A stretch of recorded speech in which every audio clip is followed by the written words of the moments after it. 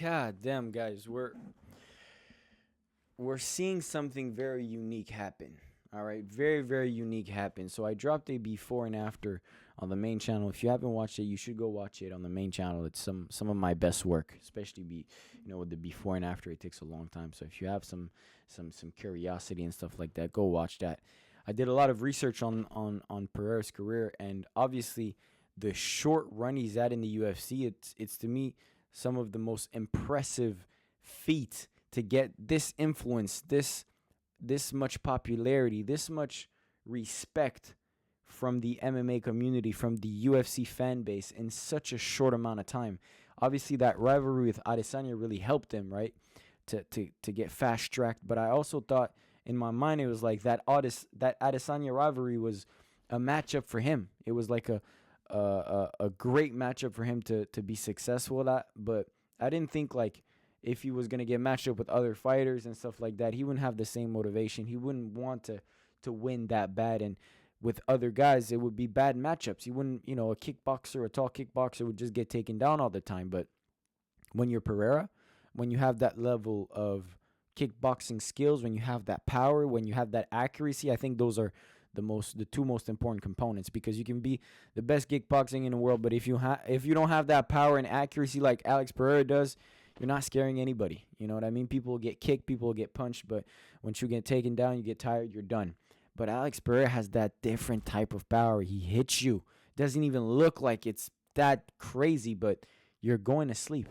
And this is exactly what happens against Jiri Prochazka. So I made prediction video. I don't think you should go back and look at it. That specific video should be in the draft right now. I should probably go delete it right now, actually. Okay, the worst prediction video of all time.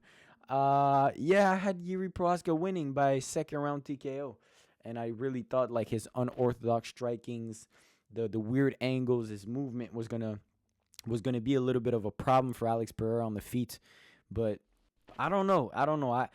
I wish we could have seen it play out for a little bit longer, but in the end, I think what we saw is a better skilled striker in the octagon, and it was just showing. It was apparent from the beginning, especially with those leg kicks.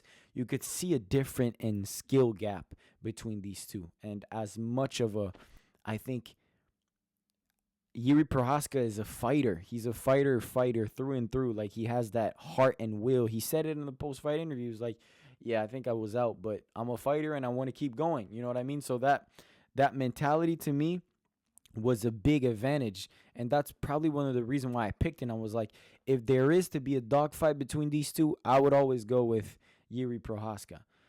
Because we haven't seen Alex Pereira in, like, quote unquote wars the same way we've seen Jiri in wars. We haven't seen Alex get rocked and come back the way Jiri got rocked and come back. You know what I mean? So that's why I was kind of leaning towards Jiri, because in my mind there was no way Jiri was going to get knocked out cold. And if he wasn't going to get knocked out cold, it was going to be a drawn out war, drawn out fight between these two.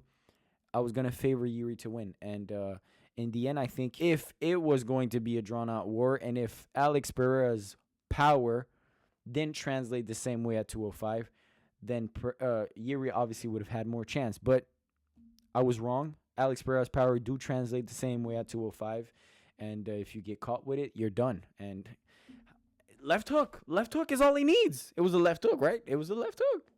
It was another one of a left hook that caught Jiri, and it was done. And this is, like I said, it's just a crazy sight to see a fighter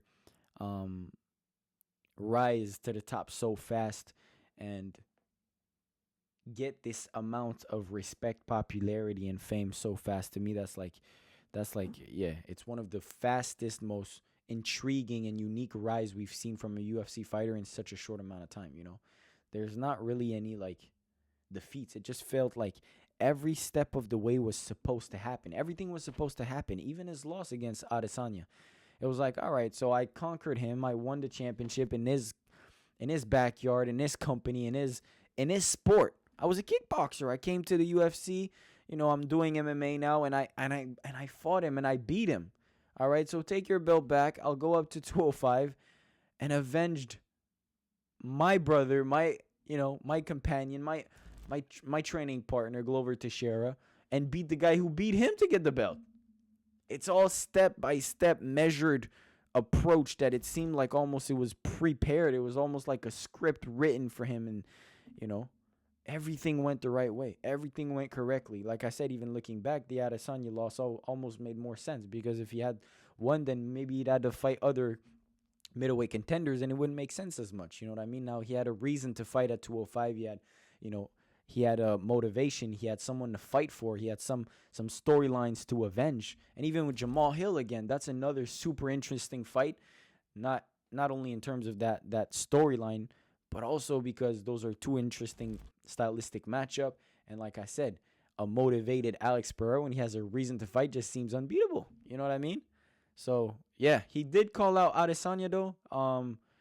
Obviously, when I was listening to him speak in that post-fight interview, I was like, what is he talking about? You know what I mean? Like, I was trying to figure out, because I think he had a long speech and stuff, and I thought he was like praising somebody, but he was going back to the story of the whole bar video, and I've obviously used that video a lot. He's gonna be at some pub talking some shit about, I beat that guy one time, trying to get a dick sucked from a crack whore or some shit. This is the thing that enlightened him to come back to MMA. It's the thing that motivated him to get back to MMA and try to get back to Adesanya. So it's as crazy as it sounds. To me, like, him talking about it is like a bit like, it's fun. It's fun to see that even him, like, as big of a fighter as he is, he does look into the storylines. He does get hyped up with his backstory and stuff like that. So him talking about it and setting up that fight with Adesanya the way he did was so fun. Now, do I think Adesanya comes to fight him? Probably not, to be honest. I did look at a story. I was going on Instagram and I saw a story. I think it's the Frozen, the main character in Frozen. Her hair on top of Pereira, and there's caption that says, "Lol, LOL, rent free. I sleep good." In my mind, that's a basically no. I'm not trying to fight you again. I got the last laugh, and I know I probably won't get it again, especially not at 205. I would not favor Israel Adesanya's chance at all at 205. It would be a very, very, very difficult fight.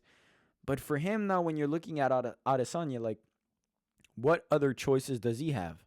Does he get a guaranteed title shot when he comes back? I don't know. Does he prefer fighting against Khamzat Chimaev? I don't know. It is a cool storyline, and I think we'll never get over those rivalry between him and Pereira. So if he does do it, I think it's a gangster move. I don't want to call anybody scared. I don't want to do that. I think we're in the business where whenever people do that, you don't have the right to call fighters that go into the cage. You don't have the right to call them scared, even if they are scared. You know what I mean? They're doing it. They've done it. They've tested themselves. They've put themselves in uncomfortable situations over and over and over and over again. And I've praised Adesanya for doing it. So I don't want to be that guy.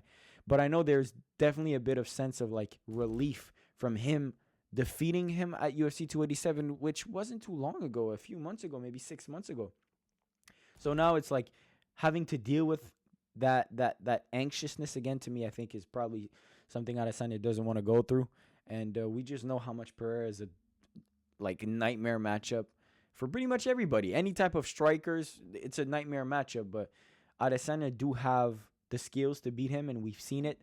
But does he have the skill to beat him at 205? It's just a completely different ballgame to me. Just because Pereira is much bigger, he's taller, he's stronger, he's like more thick, and you can see it. So he won't have the same advantage, obviously, at 205 if he does go to 205 Adesanya. So it would be a risk, but would there be enough reward for him to take that risk is the question. So I guess we'll just have to wait and see. The matchup with Jamal Hill is also a very, very great one. So I'm very hyped up to see whatever they do next. And once again, Alex Pereira is just different. He's just different. He's him. He's him. That's his pronouns. It's him. Nothing else to say. Have a great night, boys.